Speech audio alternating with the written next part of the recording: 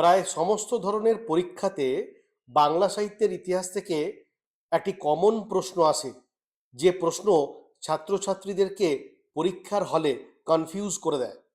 প্রশ্নটা হলো, বৃন্দাবন দাসের চৈতন্য ভাগবত বা কৃষ্ণদাস কবিরাজের শ্রী চৈতন্য চরিতামৃত, এই যে দুটি জীবনী গ্রন্থ, এগুলি খণ্ডে বিভক্ত, লীলাতে বিভক্ত, অধ্যায়ে বর্ণিত বা পরিচ্ছেদে বর্ণিত।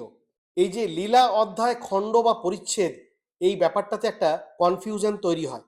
পাশাপাশি কোন খণ্ডে কতগুলি পরিচ্ছেদ আছে বা লীলাতে কতগুলি অধ্যায় আছে, এইগুলো এমনভাবে মিলিয়ে মিশিয়ে দেওয়া হয় যে সহজ প্রশ্নটাও তখন কঠিন মনে হয়। এবারে বলি, বৃন্দাবন দাসের চৈতন্য ভাগবত এর তিনটি খণ্ড: আদিখণ্ড, মধ্যখণ্ড এবং অন্তখণ্ড। আদিখণ্ডে 15টি অধ্যায়, মধ্যখণ্ডে 27টি অধ্যায় এবং অন্তখণ্ডে 10টি অধ্যায়। সব মিলিয়ে এই গ্রন্থে 52টি অধ্যায় রয়েছে। অর্থাৎ দেখা যাচ্ছে বৃন্দাবন দাসের গ্রন্থটি খণ্ডে বিভক্ত এবং অধ্যায়ে বর্ণিত।